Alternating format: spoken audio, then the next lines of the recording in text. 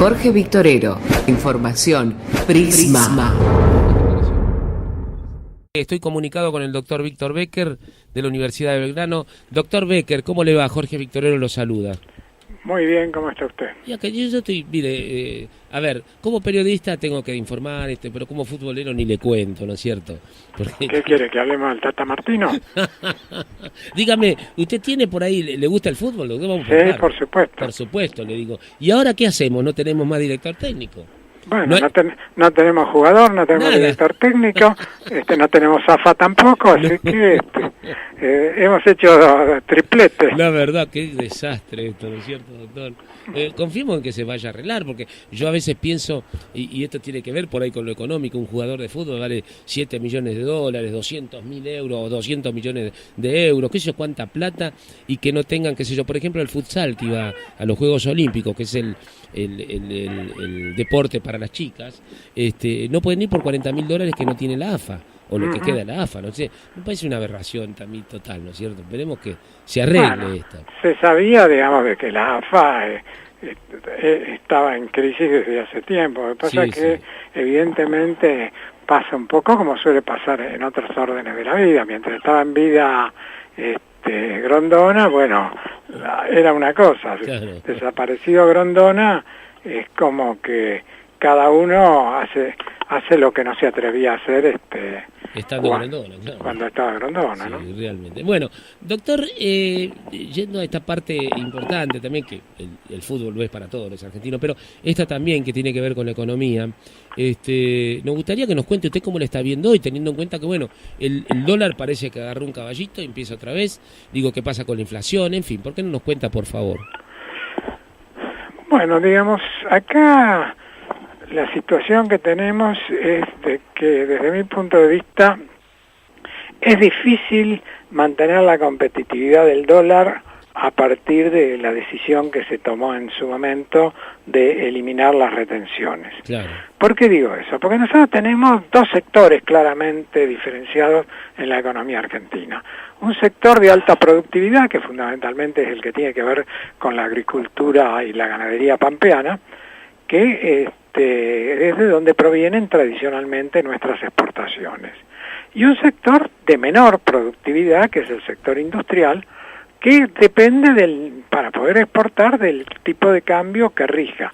En épocas de un tipo de cambio relativamente alto, claro, el sector industrial aporta a exportaciones. Cuando el tipo de cambio se retrasa, el sector industrial se encuentra con que no está en condiciones, no solo no está en condiciones de exportar, sino que es más barato importar, y muchos productos empiezan a venir del exterior. Sí.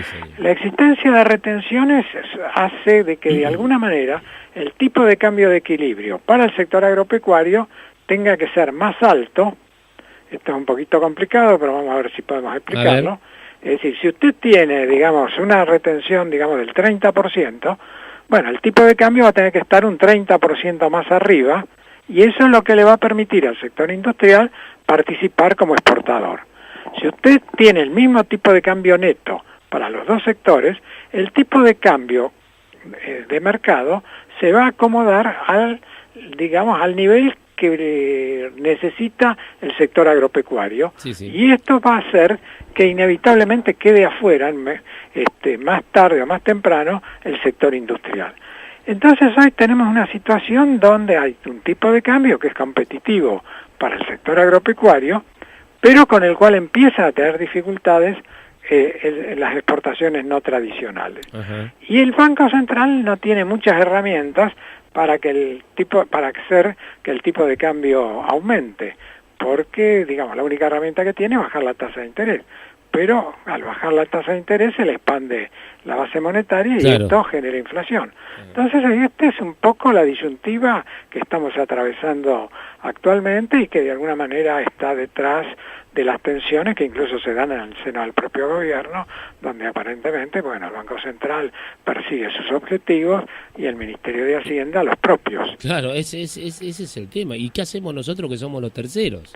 Bueno, no sé, habrá que no diga la palabra, doctor, estamos en radio. Habrá que encomendarse a la Virgen de los Milagros que sea capaz de armonizar una cosa con la otra. Es decir, yo creo que así como creo Porque sabe que déjeme que yo lo interrumpa en este punto, por favor. Le pido mil disculpas, por supuesto. al contrario. Pero digo, me explicaba un economista lo siguiente: si suben las tasas baja el dólar. Ajá, bárbaro, le digo. Pero no hay consumo. Y bueno, habrá menos, no habrá, me dice. Y le digo, ¿y si sube el dólar, qué pasa? Y bajan las tasas, puede haber consumo, pero hay inflación. ¿Cómo hacemos, doctor, entonces? Y lo que pasa es que es el célebre problema de la frazada corta. Usted tiene que elegir qué quiere abrigarse, los pies o la cabeza. ¿Qué es lo mejor?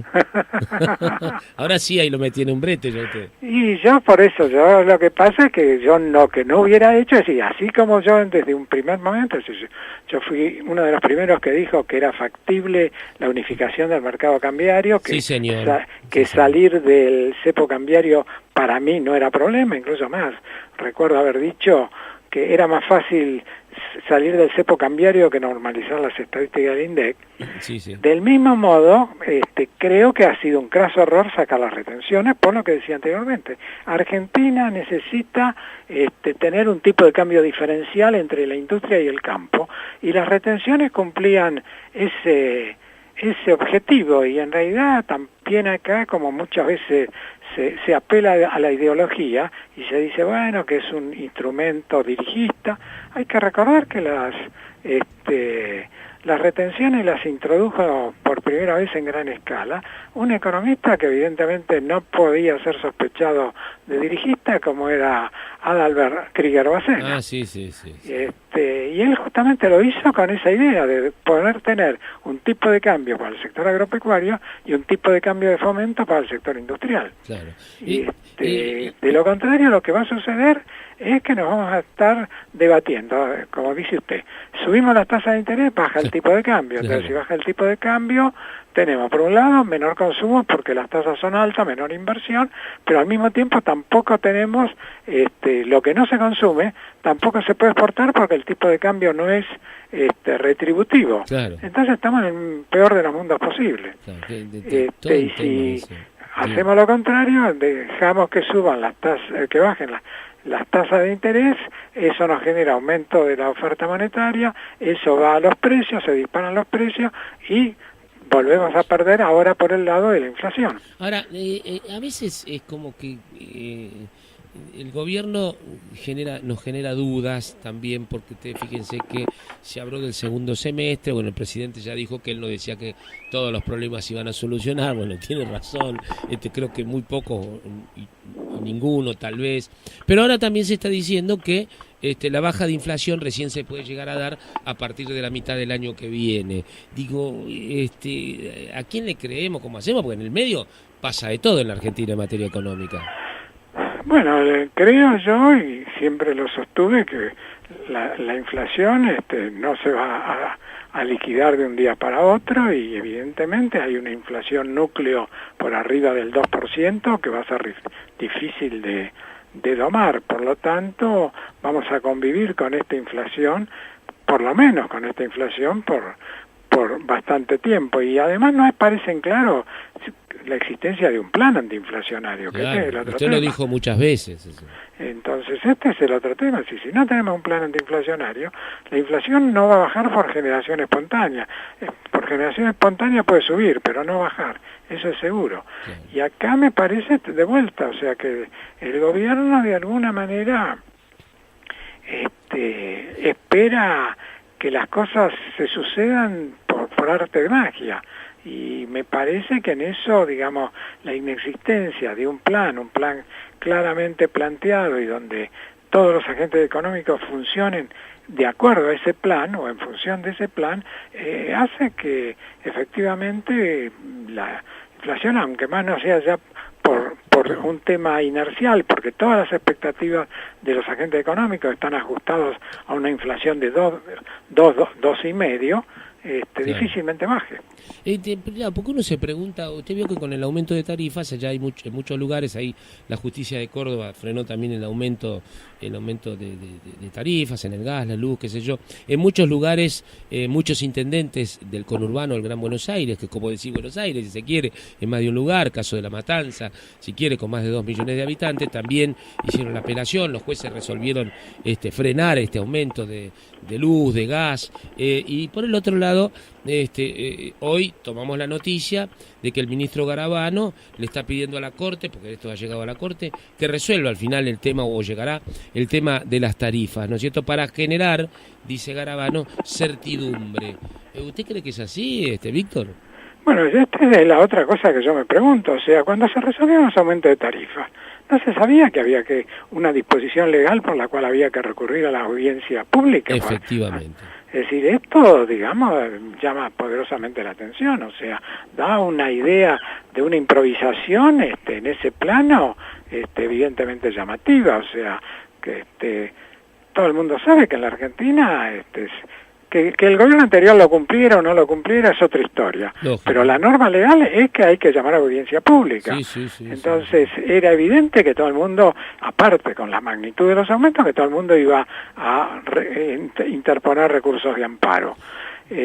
Bueno, vamos a ver qué dice la Corte Suprema. Yo no soy jurista, por lo tanto, digamos, pero me parece difícil que encuentre algún argumento para pasar por encima del ordenamiento legal, que es el que impone la necesidad de que exista previamente audiencia pública antes de que se aumenten las tarifas. Claro, porque si la Corte resuelve, digamos, en favor de la gente que viene pidiendo que se frene todo esto, hay que volver a los subsidios, hay que volver. Sí, yo no creo que sea para tanto. Lo que sí creo que la Corte lo que debería decir al Poder Ejecutivo es, señores, cumplan con la norma que dice que antes de aumentar las tarifas tienen que convocar audiencia pública.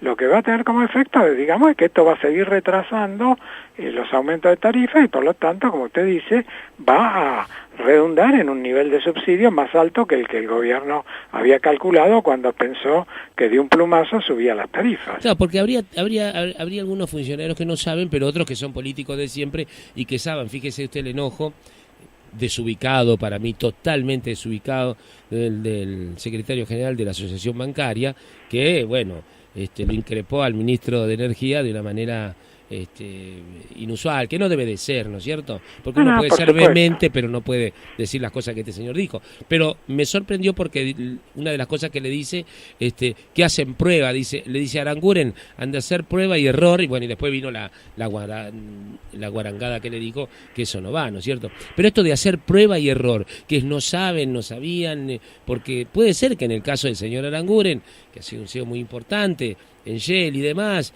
y que lógicamente debe tener buenas intenciones, pero ¿sabrá de esto?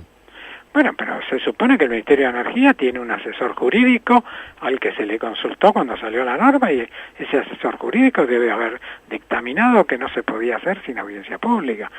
Quiero creer que en las actuaciones seguramente está esa observación y que probablemente el ministro decidió no tenerlas en cuenta. Es decir, me cuesta creer que haya que en las actuaciones que llevan al aumento de tarifas no esté un dictamen del asesor jurídico explicando cuál es la normativa legal. Claro.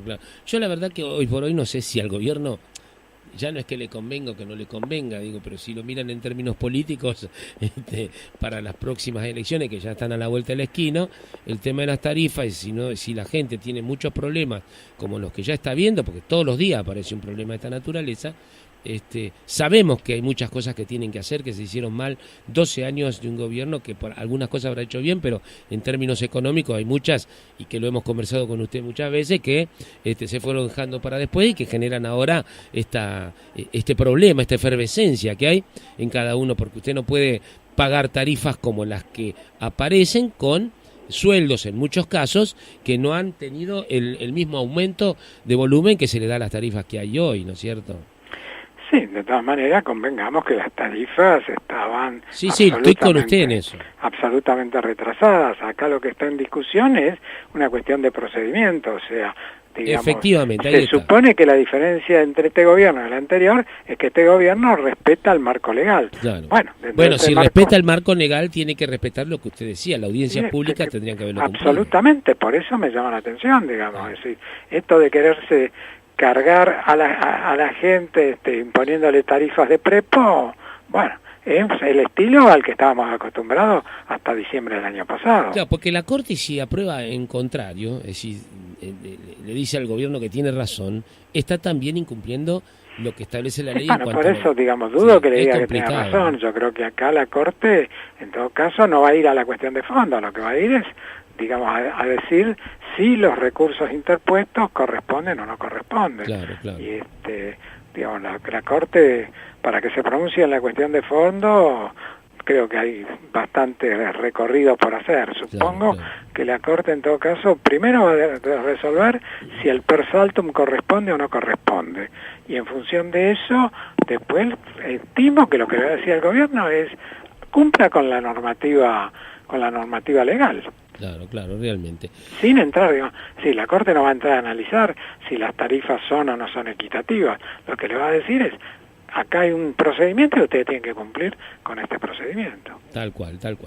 Bueno, Víctor, le agradezco mucho, realmente, muy docente como siempre. Bueno. Discúlpeme usted alguna interrupción, porque uno, además de como periodista, a veces me agarra lo de ciudadano. No, pero además usted sabe que de la discusión sale la luz, así sí, que por supuesto. Si no hay intercambio de ideas, hay monólogo, y ya de monólogo hemos tenido 12 años. Espere, 12 años y un poquito. El otro día hubo una especie de monólogo en la televisión, no sé si usted vio algo, pero bueno. Estuve de vacaciones, así que... bueno, todo bien. Le mando un abrazo, Víctor. Otro. El doctor Víctor Becker, gran economista de la Universidad de Belgrano, con nosotros.